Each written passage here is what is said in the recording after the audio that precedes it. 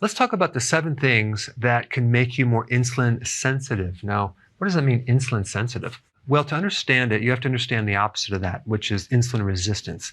And that's a situation where your cells,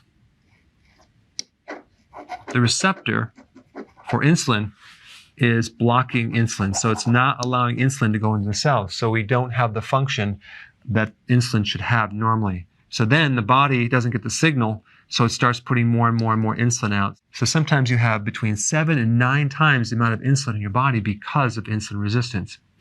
And insulin is very, very important, not just in regulating blood sugars, but also in helping you absorb nutrients and keeping insulin at a normal level.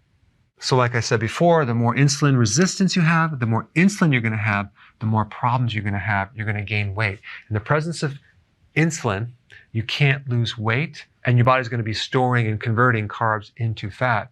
So what we want to do is we want to reverse this and improve insulin resistance by making insulin more sensitive, okay? And these are the things that will help you. Resistance training. So this is the type of workout that you'd want to do to get the maximum results. And I put a link down below to give you more data on this type of workout. However, you can actually do long walks, which also will help, but this is actually more powerful.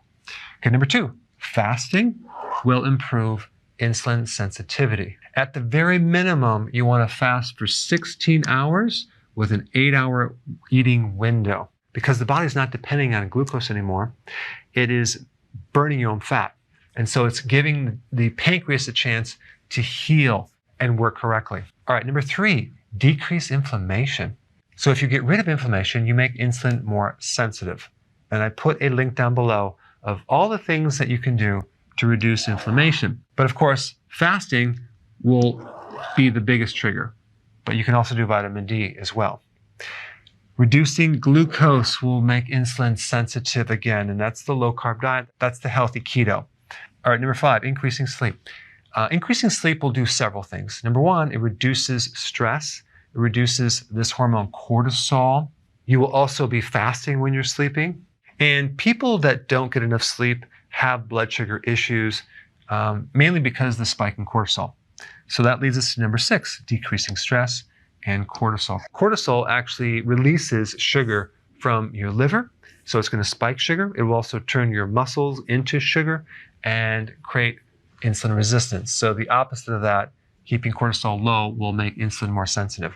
All right, number 7, vegetables, and I'm talking about the fiber, which is consumed by the microbes. These microbes eat the fiber. They make this thing called butyrate, which improves insulin resistance and makes insulin more sensitive. So those are the 7 things, and there's some additional things too: apple cider vinegar, cinnamon, omega-3, vitamin D. And if you're having the question, what is the difference between making insulin more sensitive and fixing insulin resistance? There's really no difference. They're the exact same thing. But if you want some additional information about insulin resistance, check it out on this screen right here.